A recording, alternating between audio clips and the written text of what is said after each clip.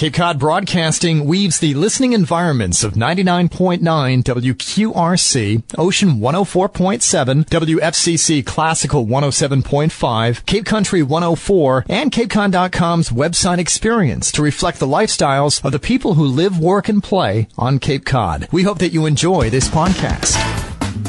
Good morning. I'm Rob Woodard. This is Sunday Journal. The Cape Cod Conservatory's Composing Kids program takes on Sandwich's 375th anniversary with a new composition that will be performed later this year. George Shar began that program. Chloe Johnson is also here. She was in the program as a student at Nauset and is now helping those kids compose. And also Megan O'Connor is joining us. She teaches the class at Barnstable High School on composing. She and Chloe went to school together at Nauset. So thanks for joining me here this morning, you guys, and welcome. Hi, Rob. Hi, nice to be here. Thank you. Great. So, George, you want to get us started here with a brief overview of the program and how it began and what's going on presently? Certainly. Back in around 2002, there was a rock group on the West Coast called Fish, and many of you may know Fish. Fish with a PH. Yeah, Fish with a PH, exactly. And Fish came up with an idea of having young students, kids, compose melodies. And we took that in the symphony office at the time. The symphony was running the education programs. And we took that as a seed to come up with an idea to have young students, elementary students in those years, write melodies. The melodies were fit to Actually, they wrote a story. The melodies were fit to the story, and then the story was orchestrated for performance in our annual Young People's Concert, which happens every fall for fourth graders Cape-wide. And that program went on for about 8 years. We took a couple of years hiatus, and now the education programs are run by the conservatory. And last winter, actually, we were approached by the Town of Sandwich 375th Committee, and they said, hey, we remember that Composing Kids program, and we're wondering if that might work for us. So we reshaped it a little bit, we customized it, we made it work for them, and I have in the studio with me Megan O'Connor, who teaches music at Barnstable High School, and Chloe Johnson. And both of these talented musicians were actually in the Composing Kids programs when they were teenagers back at Nauset High School, so it's a special thrill for me to see them running the program now. Right. What was that experience like for you guys, and when were you actually in the program? What years? Chloe and I both did it. We did it 2 years, right? So 06-07 school year, and then 07-08. This is when we graduated. And so you guys aren't teachers. You actually went through the program, so you can relate to what you're trying to teach these kids nowadays. What was it like when you were in the program? Was it significantly different, Chloe, than what's going on now? Yeah, it was a slightly different format. So when we were high schoolers, we were in a class called Music for Music Majors, which Megan and I fondly called M-Cubed. M-Cubed. And in that class, we really focused on learning the theory that went behind the music. So we were able to take the melodies written at that time by the Orleans Elementary School and orchestrate that piece ourselves sort of as a class. And we voted on what worked and what didn't work.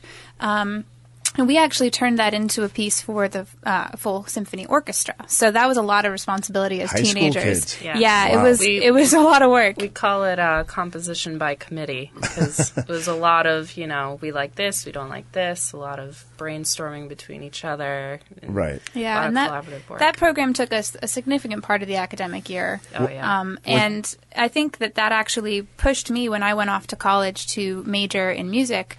I decided to minor in composition. So it was a really good stepping stone for us at that time. And now, coming back to it, the high schoolers met for just 8 weeks, so they kind of had a condensed version. They didn't do into the harmonies like we did for a full symphony, but they did write the melodies similar to the way the elementary school kids wrote them. So coming back now, I'm almost doing the same thing I was doing in high school, so it's kind of nice to have that spin on it this time. Right. Well, it sounds like you're doing something you love, which is always a great thing to pursue. And Megan, tell me about the program itself. What are you trying to teach these students? Well, it's just basic general music composition knowledge. So I give them a lot of different vocabulary because obviously there's a lot of knowledge and writing techniques that go with writing melodies and composing melodies. And, even though, the kids wrote, 4 melodies that Chloe used throughout the whole symphony. It's a lot of work. And again, it's composition by committee, so we all have to agree on it. And the kids wrote the story too. So, we had to figure out, okay, how are we going to incorporate Sandwich with this musical idea, and how are you going to write what we like to call programmatic music, which is when a story correlates with music written kind of like at the same time. So, yeah. Give me a little background on this project. I don't know who wants to go first, but on this a little background on this Sandwich 375th program. What's going on with that? Well, on June 14th of 2014, Sandwich will have a Founders Day celebration on the Green, I guess, in Sandwich. And one of the features will be the performance of this piece. And the idea came out of the Sandwich 375th Committee because the director there, Cindy Russell, was familiar with the Composing Kids program, was excited about it, and another key player in Sandwich is John Williams, who's in the music department over there. And John and I have been involved with Composing Kids in the 10 or 12 years that the program has been around. So that's the genesis of the program. The execution will be, the piece is just about done now. The piece will be performed on that day by the Sandwich Town Band and the Sandwich High School Band and the Sandwich Middle School Band. So all these kids are going to get together, and these 6 musicians from the high school, they'll actually be in the band at the same time and hear their melodies orchestrated and performed. Right. Now, Megan, when you say composition by committee, what does that mean? How many, I know what that means, but how many people are on the committee? Well, it's just the 6 kids in this case. Okay. When we did it, the first time we did it, as composing teens, I think there was 8 of us, right? Mm-hmm. Then the second time there was 15 of us, and that was tough, I'm sure. Like sitting down and really saying like, oh, I like this melody, I don't like this melody. But Tom Ferris was awesome at helping us, each of them guide on their own through. computer, I might add. Yeah. That was a wonderful class. What's fascinating about this, if I can highlight this, is the story that the kids wrote. Mm-hmm. Yeah, I definitely wanted to get into that. Yeah. If you could give me a brief synopsis, George, Well, do you want to do that? I'd like Megan is the Sure. one who Okay. led that portion of it. All It was right, the Megan. music. I'm interested in this. Yeah. Let's hear this. So, programmatic music, there's a lot of instruments that specifically go with, different characters, animals, or whatever, wizards, you name it. We needed to think about a character that we could find in Sandwich. So, most of the time when you're writing melody, sometimes, it starts on piano or a simple concert-pitched instrument like flute. So with that, we kind of said, okay, well, what can we find in Sandwich? A chickadee, sure. That's the Massachusetts state bird, so we kind of took it from that. So his name is Forte, cool. Which is very nice. A musical Sure. term for loud. And Forte takes a trip through Sandwich, and he stops at all these different places in time and through the town physically. So, and with each of those, it correlates with a different part of the symphony overall. So, you have to incorporate a slow movement, a quicker movement, stuff like that. There were 2 things. The kids originally wanted to just do like through the town, and then we kind of pushed them, kind of urged them towards also do through time, because we thought it'd be like a kind of a cool spin on it. And it came out awesome. The kids really, really enjoyed the final product of it so far. Just with highlights, let's see, the church, the library, the glass museum, and the boardwalk. Those were like the big 4 things that the kids really felt represented Sandwich. And when you go to Sandwich, you got to go to those places. Right. Chloe, you brought a piece of music with you today, I think. Can you kind of set? It's a short clip, but can you set it up Sure. for us? Like what role this will play in the composition? Yeah. So what you're going to hear now is the 4-bar melody that the students of Sandwich High School wrote, and they all voted on this as being the motif or the theme for Forte Our Chickadee. So this music is going to be woven throughout the 6-minute piece for concert band. It changes when it goes through time, and it updates. But this is the main melody.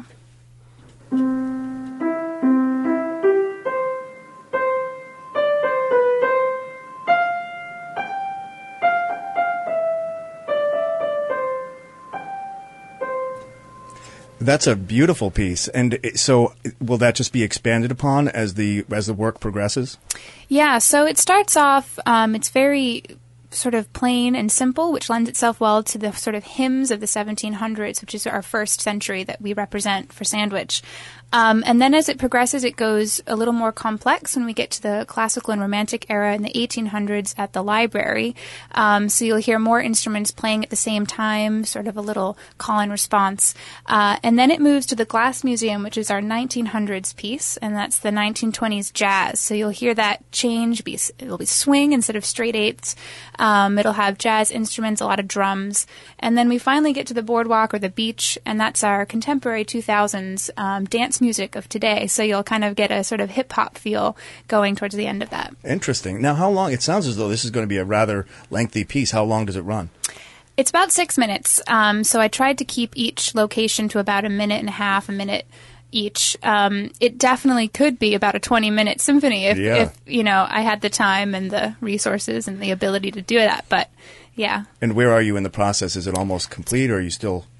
Yeah, it's almost done. So I'm putting a couple final touches on, and then it should be with the conductor in a few days, actually, to start rehearsals. Wow, okay. And so, Megan, what was your experience in this whole endeavor?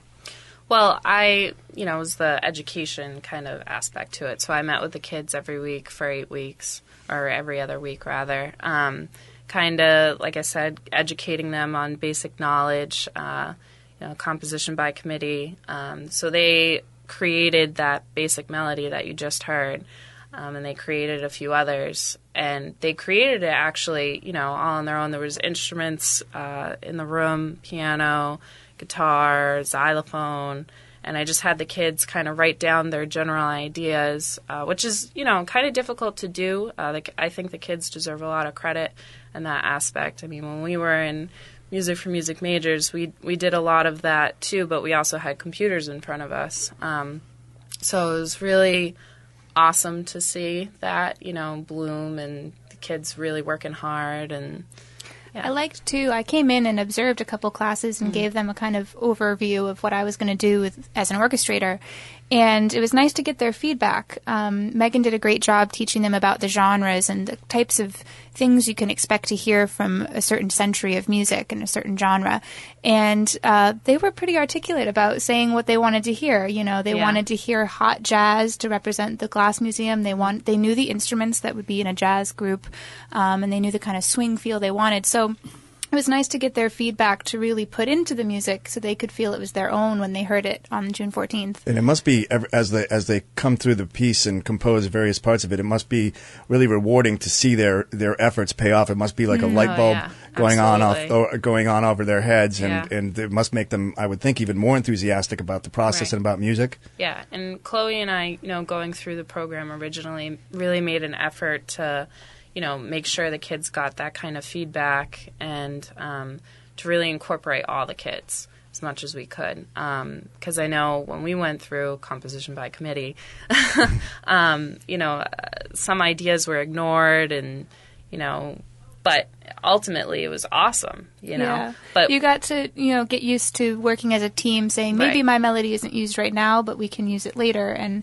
maybe this idea isn't the best, and Megan's idea is better than mine this time, but the next time around, my cello part will come through. Right. So it's nice to kind of be able to have that give and take when you're composing like that in a group. I don't envy you for having to ride herd on a bunch of high school egos. That's going to be a real challenge. Yeah. George, I wanted to touch once again on the collaboration between the town of Sandwich and the organization. Can you tell me about? I know that you mentioned how it came about, but can you kind of expand on that a little bit? Sure. Well, Cindy Russell is the co-chair of the Sandwich 375th Committee, and I believe it was her and John Williams that ignited this idea. And they're planning a myriad of special events for the whole summer, if I'm not mistaken. And I can't be certain whether June 14th is the kickoff day or how that goes. But they were just looking for something special that involved something unique and something that involved as many players and as many Sandwich residents as possible.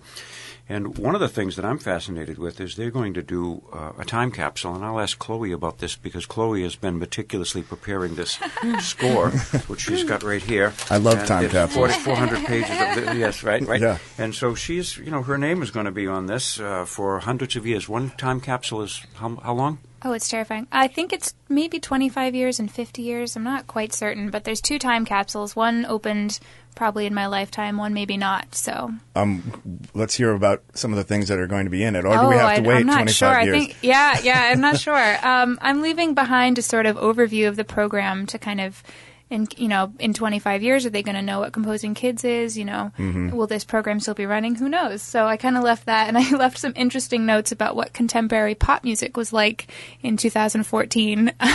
Right. History will say whether or not it was good, but kind of giving an idea like that. Yeah. Now, did you guys ever think that when you were going through this program together at Nauset High School that you'd be collaborating once again in this stage of your lives where you're absolutely not. Yeah. No, and it's so much fun. Every minute of this has been so much work and so much, effort, but every second has been a labor of love. We just absolutely are thrilled to be back doing this. Yeah, and I think for me, especially first-year teacher, I get at Barnstable High School, I teach music technology, so I kind of get, more of a general music, so kids that aren't necessarily, musically inclined, and they do a lot of computer work and such. So I kind of get the opposite effect, the kids that are musically inclined now and, really just want to write, notation, and instead of using that computer-based tool, they're now just, writing physical music. So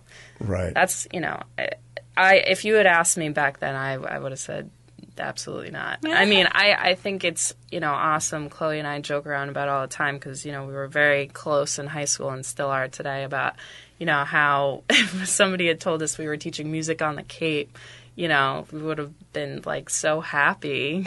Yeah, we didn't. Yeah, at the time we were like, there's no jobs on the Cape. There's nothing for music people to do. And it's not true. Coming back, there's a lot for us to do. And especially the conservatory, being involved with that. I work there as a faculty member and I'm a registrar in Falmouth. And we're a community music and art school that incorporates everybody, and it's really nice to see that there's definitely still music alive on Cape Cod, and we're happy to be a part of it. And for me, as kind of the grandfather of this program, it's very inspiring to have worked with these young women when they were in high school, and Chloe went off to Europe to get her master's degree, and Megan got her bachelor's degree here in Rhode Island.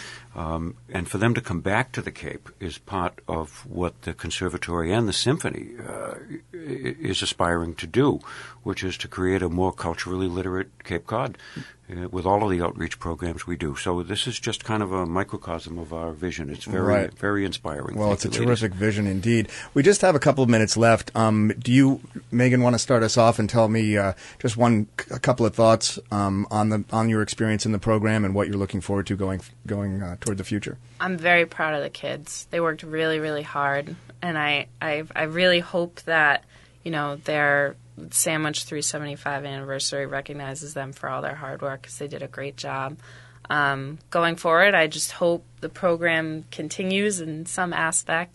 It's definitely, as you can see, influenced Chloe and I in a big, big way. And, not just us, too. I mean, I know several other of the composing teens that are, musically inclined today, too. So. Great. Chloe, you want to briefly tell me about your experience? Yeah, well, I had a blast working with these kids. They're really bright and so friendly and so, up for the challenge. And although I'm terrified of what it's going to sound like when people start actually playing my music, I'm excited to hear what it sounds like in the big concert band and see everybody on stage, and it's going to be really rewarding. Great. Well, that's unfortunately all the time we have today. Today I've been talking with George Shar. He began the Cape Cod Conservatory's Composing Kids program. Also joining us was Chloe Johnson. She was in the program as a student at Nauset High School and now uses that knowledge to help the kids compose. And Megan O'Connor teaches the class at Barnstable High School on composing. She and Chloe actually went to school together at Nauset. I'm Rob Woodard. This is Sunday Journal. This podcast is a presentation of Cape Cod Broadcasting, which is solely responsible for its content. Thank you for listening. For more information, please visit us at capecodbroadcasting.com.